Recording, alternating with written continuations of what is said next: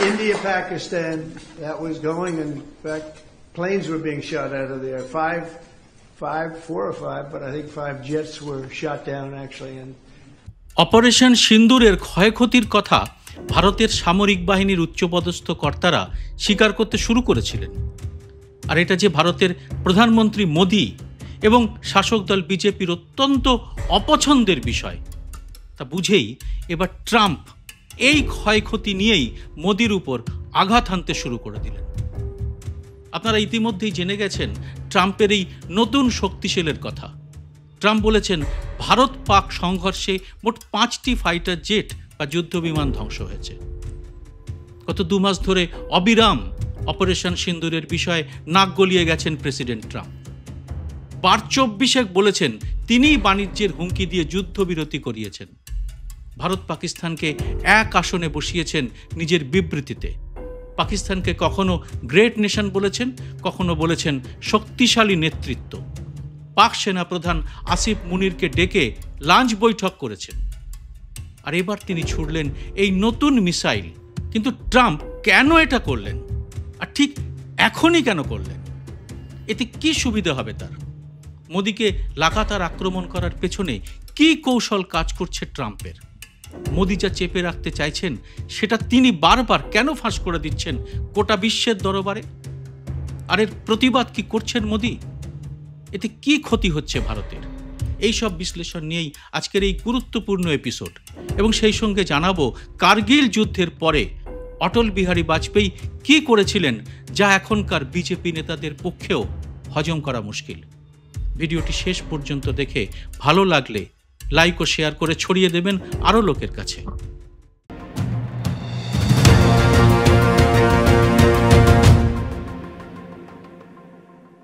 নমস্কার, সবাইকে স্বাগত। আমি সুব্রত বসু। যে কোনো যুদ্ধে ক্ষয়ক্ষতি হবে সেটাই স্বাভাবিক। আর এর জন্যই যুদ্ধকে কূটনীতির সর্বশেষ অস্ত্র হিসেবে মানা হয়।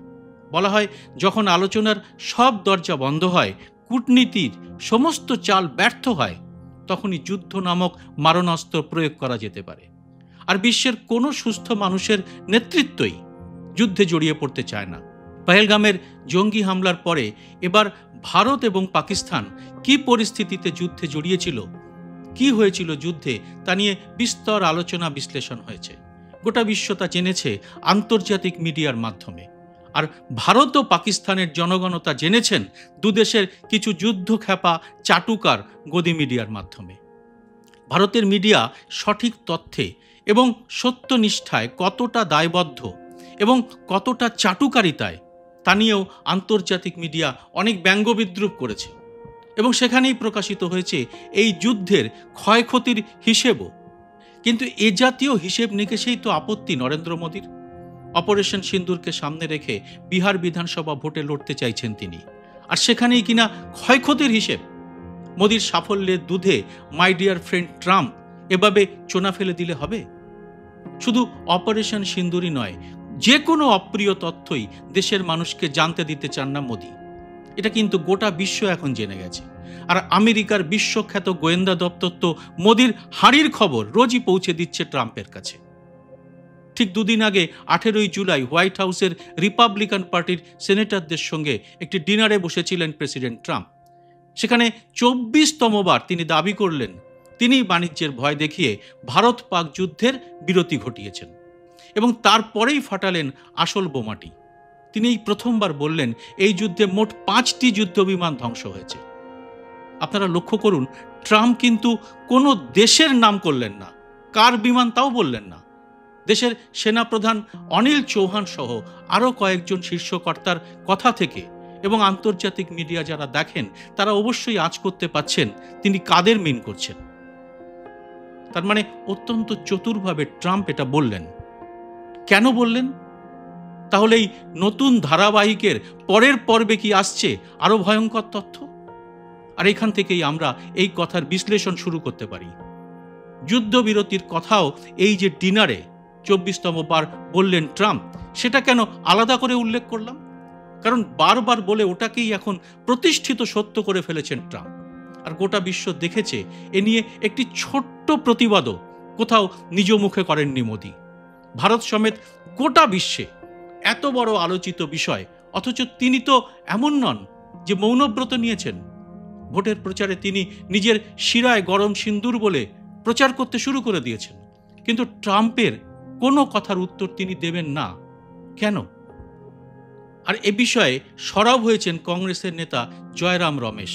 তিনি বলছেন, ট্রাম্প বিশ্বের সবচেয়ে শক্তিশালী দেশ আমেরিকার নির্বাচিত প্রেসিডেন্ট। তার কথার জবাব তো মোদিকেই দিতে হবে, কারণ তিনি আমাদের প্রধানমন্ত্রী। এর মধ্যে অবশ্য ভারতের সামরিক বাহিনীর উচ্চপদস্থ কর্তারা স্বীকার করতে শুরু করেছিলেন যুদ্ধের ক্ষয়ক্ষতির কথাটা, আর সেটা করাই বাঞ্ছনীয়। কোনো ক্ষয়ক্ষতি ছাড়া কি যুদ্ধের কল্পনা করা সম্ভব? কিন্তু এর মধ্যেই আবার ভারতের জাতীয় নিরাপত্তা উপদেষ্টা অজিত ডোভাল কদিন আগেই বিদেশি সংবাদ মাধ্যমকে আক্রমণ করে বললেন, আপনারা একটা ছবি, কোনো ভারতীয় স্থাপনার ক্ষতির একটা চিত্র, এমনকি একটা কাঁচ ভেঙে পড়ার ছবি দেখান। মানে কথার জাগলারি, স্থাপনার ক্ষতিই ক্ষতি। ভারত পাক সীমান্তের পুঞ্চে পাকিস্তানের বোমা বর্ষণে 6টি শিশুসহ 15 জন ভারতীয়র মৃত্যু হয়েছিল। ক্ষতিগ্রস্ত হয়েছে সাধারণ মানুষের ঘরবাড়ি। ভারতের ডিজিএম ও লেফটেন্যান্ট জেনারেল রাজীব ঘাই 11ই মে ব্রিফিংয়ে সরকারিভাবে স্বীকার করেছেন দেশের 5 জন জওয়ান এই সংঘর্ষে শহীদ হয়েছেন। তাহলে একটি কাঁচও ভাঙেনি মানে কি? স্থাপনার ক্ষতির চেয়ে এগুলো কি কম? কে সত্যি বলছে, সেনাবাহিনী না সরকার? ভারতবাসী কিন্তু সেনার কথাকেই বেশি বিশ্বাস করেন, কিন্তু মোদী সরকার এসব কথা স্বীকার করে না। কেন? কারণ ভোটের বাজারে মানুষকে এসব কথা জানানো যাবে না, আর এটাই মোদির সবচেয়ে দুর্বল জায়গার একটা। আর সেটাই কি এবার হাতে নাতে ধরে ফেলেছে আমেরিকার গোয়েন্দা বিভাগ এবং তাদের প্রেসিডেন্ট। সামান্য একটু ক্ষতির কথা বলে, মানে প্রায় কিছুই না বলে, এবার ট্রাম্প আরো স্পষ্ট করে কি বুঝিয়ে দিলেন তিনি এর চেয়েও অনেক অনেক গুণ বেশি জানেন এবং দরকারে তা বলবেনও।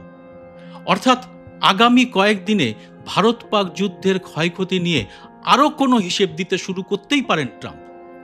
না, সেরকম হলে অবাক হওয়ার মতো কিন্তু কিছু নেই। আর এবারে আমরা আসব ট্রাম্পের এই কথার টাইমিং এর প্রসঙ্গে। আপনারা দেখুন, আর কয়েক ঘন্টার মধ্যেই কিন্তু শুরু হতে চলেছে সংসদের বাদল অধিবেশন। বিরোধীরা চেয়েছিল অপারেশন সিন্দুর নিয়ে সংসদের বিশেষ অধিবেশন হোক, কিন্তু সরকার সেই দাবি মানেনি। কিন্তু সংসদের বাদল অধিবেশন তো আটকানো সম্ভব নয়, আর সেখানে সব থেকে বড় হয়ে উঠবে নাকি এই বিষয়টি?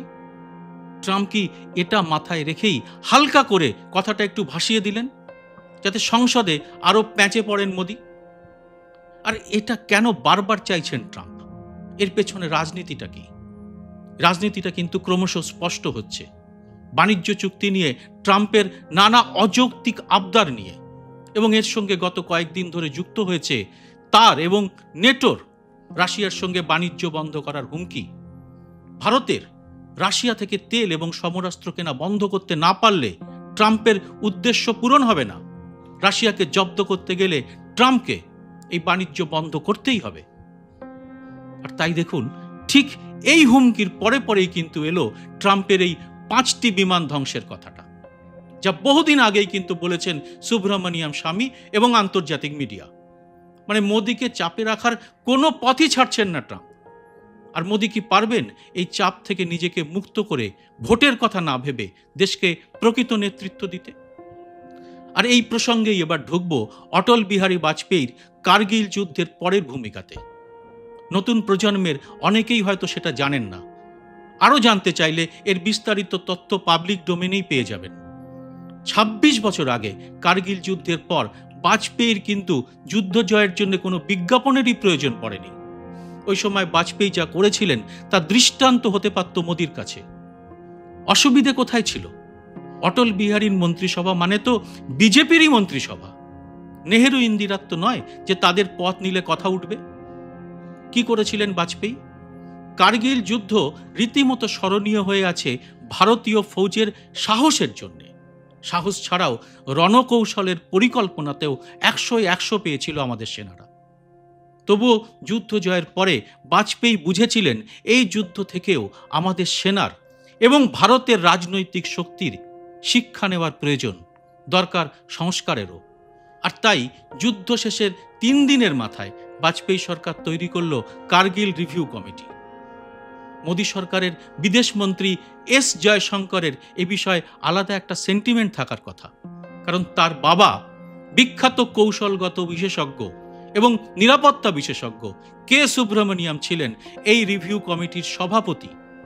এই কমিটিতে তিনি ছাড়াও ছিলেন সামরিক, গোয়েন্দা এবং প্রশাসনিক ক্ষেত্রে নানা বিশেষজ্ঞরা, তবে তাদের নাম স্বাভাবিক কারণেই প্রকাশিত হয়নি। এই রিভিউ কমিটি যা তথ্য দিয়েছিল তা এখনকার বিজেপি নেতৃত্বের পক্ষে হজম করা বেশ মুশকিল। কি রকম শুনুন। যুদ্ধের কারণ বিশ্লেষণ করে বলা হয়েছিল কার্গিল যুদ্ধের সূত্রপাতের পিছনে পাকিস্তানি অনুপ্রবেশ এবং ভারতীয় গোয়েন্দাদের ব্যর্থতা রয়েছে। ওই কমিটি সুপারিশ করে পাকিস্তানি সেনা এবং আধা সামরিক বাহিনীর অনুপ্রবেশ ভারতের গোয়েন্দা সংস্থাগুলো কেন ধরতে ব্যর্থ হয়েছিল তার তদন্ত করা উচিত।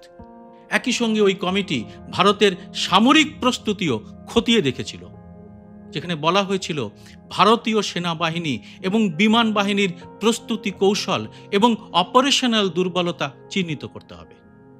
ভবিষ্যতে এই ধরনের ঘটনা রোধে জাতীয় নিরাপত্তার ব্যবস্থার আরও উন্নতি করার জন্যে সুনির্দিষ্টভাবে সুপারিশ করেছিল এই কমিটি। এই কমিটিটি প্রায় 5 মাস তদন্তের পর 2000 সালের 23শে ফেব্রুয়ারি সংসদে তাদের প্রতিবেদন জমা দেয়। রিপোর্টের কিছু অংশ জাতীয় নিরাপত্তার কারণে গোপন রাখা হয়েছে, বাকি সবটাই চাইলে দেখতে পারেন আপনিও। এরপরেও ভারতের প্রতিরক্ষা খাতে ব্যয় বরাদ্দ বৃদ্ধি পায়। কমিটির রিপোর্ট ভারত পাকিস্তান সম্পর্কের উপরও প্রভাব ফেলেছিল। যুদ্ধে পাকিস্তানের ভূমিকা প্রকাশিত হওয়ায় আন্তর্জাতিক মঞ্চে পাকিস্তানের সমালোচনা বৃদ্ধি পায়। ওই কমিটির রিপোর্টের ফলেই পাকিস্তান সম্পর্কে পাকাপোক্ত প্রমাণ নিয়ে দিল্লিতে বসেই অটল বিহারী বাজপেয়ী গোটা বিশ্বের কাছে পাকিস্তানকে একঘরে করে দিয়েছিলেন। খামোকা দেশের মানুষের করের পয়সায় বিশ্ব ভ্রমণ করতে যাননি, কোনো প্রতিনিধি দলকে বিশ্বের দেশে দেশে পাঠাতেও হয়নি। আসলে আমেরিকার প্রেসিডেন্ট ট্রাম্প ভালোই জানেন আত্মসমালোচনা করার বাজপেয়ীর মতো বুকের পাটা এখনকার নেতৃত্বে নেই। আর তাই যতদিন ট্রাম্পের সব আবদার পূরণ না হয় ততদিন তিনি এই ধারাবাহিক সোপ অপেরা চালিয়েই যাবেন। বিশ্বের সামনে আনবেন মোদিকে অপদস্থ করার নতুন নতুন তথ্য। আর মোদি কি করবেন তা অবশ্য তার অন্ধভক্তরাই বলতে পারবেন। তবে মোক্ষম কথাটি বলেছেন ভোট বিশেষজ্ঞ প্রশান্ত কিশোর বা পিকে। তিনি বলেছেন বিহারের মানুষ ধরে ফেলেছেন অপারেশন সিন্দুরে কি হয়েছিল আর কেন তা এখনো জারি রাখার কথা বলেছেন প্রধানমন্ত্রী। আর এতেই ভোট কমবে মোদির, এটাই পিকের চ্যালেঞ্জ। এ বিষয়ে আপনার মতামত কি জানাবেন কমেন্ট বক্সে। জয় হিন্দ, সত্যমেব জয়তে।